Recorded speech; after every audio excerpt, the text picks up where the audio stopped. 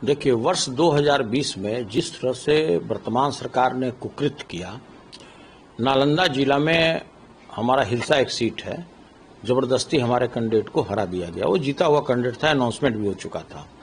उसी तरह से भोरे में भी हमारे कैंडिडेट जीत चुके थे, उसको जबरदस्ती हरा दिया गया। परिहार में वही घटना देखने को मिला और इसके अतिरिक्त पूरे बिहार में 10 जगह ऐसे हुए जहां हमारे कैंडिडेट जीत चुके थे, लेकिन उसको दबाव बनाते हुए यहाँ के पदाधिकारियों द्वारा वहां पे हमारे कैंडिडेट को हरा दिया गया। और अभी देखिए क्या हुआ, अभी पोलिंग चालू था, हजारों ऐसे पोलिंग स्टेशन थे जहां पर मताधिकार का लोग प्रयोग कर रहे थे 7 बजे तक, और 6:15 साढ़े 6 बजे मीडिया हाउस पर दबाव बना करके, कौन दबाव बनाया होगा ये भी हमको बोलने की जरूरत नहीं है, केंद्र सरकार में, और उन्होंने घोषणा करा दिया कि एनडीए फुल मेजोरिटी में आ रही है, ताकि जो लाइन में लगे हुए जो गरीब गुरबा लोग थे, जो हमारे वोटर थे, उन पर मनोवैज्ञानिक दबाव बनाया जा सके कि भाई अब तो एनडीए की सरकार आ रही है, अब क्यों अपना वोट जियान कर रहे हो। मतलब यही था। तो भाई इस तरह का जो षड्यंत्र अगर चल रहा है तो हम लोग पूरी तरह से सचेत हैं। इस बार बिहार की जनता भी सचेत है और जवाब देने के लिए भी तैयार है।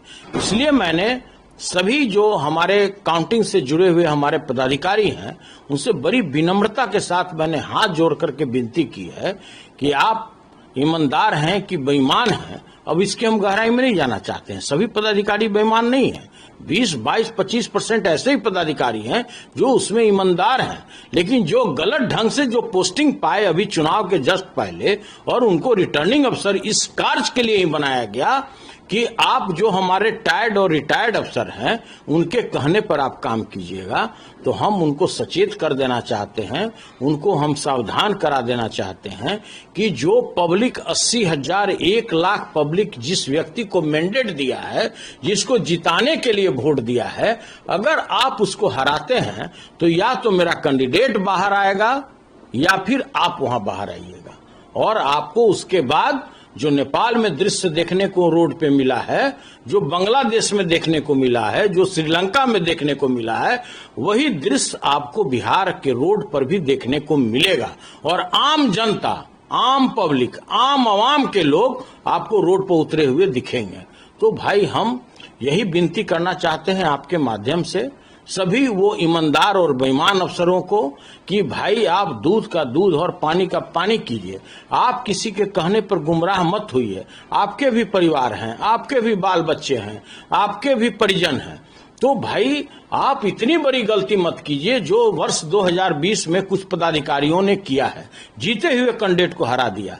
तो हम लोग बिल्कुल इसके लिए सचेत हैं और हम आप लोगों से भी आग्रह करते हैं कि आप कोई वैसा काम नहीं कीजिए जो जनमानस के विरोध में हो, जिसको जनता कबूल नहीं कर रही है। आज बिहार के लोग आज बेरोजगारी के विरुद्ध में वोट दिए हैं, पलायन के विरुद्ध में वोट दिए हैं, जो व्याप्त भ्रष्टाचार है प्रत्येक ब्लॉक में, प्रत्येक अनुमंडल में, जहां मृत्यु प्रमाण पत्र लेने के लिए भी रिश्वत देने पड़ते हैं, उसके विरुद्ध में लोगों ने वोट किया है। 72 से 75 लाख नए लोगों ने वोट किया है, युवा वर्ग ने वोट किया है, वो अपने रोजगार के लिए वोट किया है। जो हमारे लीडर आदरणीय तेजस्वी यादव जी का जो विजन है कि हम किसानों के लिए ये काम करेंगे, महिलाओं के लिए करेंगे, युवाओं के लिए करेंगे, और वैसे बेरोजगार लोग जिस प्रत्येक परिवार में हम सरकारी नौकरी देंगे, लोग इसके लिए बढ़ चढ़कर वोट किए हैं। आज तक के इतिहास में कभी भी 69% वोट पोल नहीं हुआ है, पहली बार पोल हुआ है। तो कहीं सुने हैं क्या कि भ्रष्टाचारी को बढ़ावा देने के लिए लोग वोट किया हो, पलायन को बढ़ाने के लिए लोग वोट दिया हो, जो बेरोजगारी है उसको बढ़ाने के लिए वोट दिया हो। और एनडीए को तो सभी लोग जानते हैं, 15 लाख सभी के खाते में पता नहीं आए कि नहीं आए। 2 करोड़ लोगों को प्रत्येक वर्ष रोजगार देने की बात था, अभी 22 करोड़ लोगों का नौकरी लग जाना चाहिए था, 11 साल हो गया। तो भाई पता नहीं कितने लोगों को रोजगार लगा। तो देखिए, हम यही कहना चाहते हैं कि जो वर्ष 2020 में आप लोगों ने कुकृत किया है उसको दोहराने की चेष्टा मत कीजिएगा। पूरी बिहार की जनता, आम आवाम पूरी तरह से इस मामले से वाकिफ है और सचेत है। आप उस रोड इस नेपाल बनने मत दीजिए, हम यही लोगों से आग्रह करना चाहते हैं। लेकिन इलेक्शन कमीशन ने तो बोल रही है कि फ्री एंड फेयर इलेक्शन भी हुआ और काउंटिंग भी होगा। देखिए, इलेक्शन कमीशन की बात न की जाए तो बेहतर है। किस तरह से एसआईआर के आड़ में इन्होंने अपना गलत कार्य करने का अपना शुरुआत किया था, अगर माननीय उच्चतम न्यायालय का हस्तक्षेप नहीं होता, उनका आदेश नहीं होता, तो एसआईआर में ये लोग कितने मरे को जिंदा कर देते और कितने जिंदा को मरे कर देते। और भारत का संविधान इसके लिए नहीं बनाया गया है। और हम यह भी कह देना चाहते हैं, इसी राज्य से सारे आंदोलन की शुरुआत हुई है, चाहे संपूर्ण क्रांति हो या 1917 में महात्मा गांधी ने जो सत्याग्रह आंदोलन चलाया है, वो भी इसी राज्य उसी का जनक है।